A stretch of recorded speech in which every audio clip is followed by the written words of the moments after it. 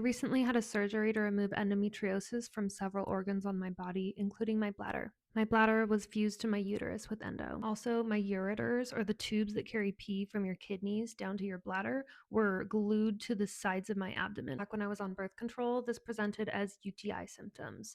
I was treated for UTIs, bacterial vaginosis, yeast infections, but that pain in my bladder area just never went away. So I decided to get off of birth control and see what happened, and that's when all of the other symptoms started flooding in. I felt like I had to pee all the time, and when I sat down to pee, it was really hard to get the stream going. Sometimes I would just sit there for 20 minutes and nothing would come out. When I was able to get a stream going, it was like it was coming out of like a smaller hole than usual rather than a normal size stream. And it never quite felt like I could empty my bladder all the way. It really, really hurt the rest of my abdomen when my bladder was full, which was most of the time. During ovulation, when I peed, it would really, really hurt the ovary that I was ovulating out of. This was blinding pain.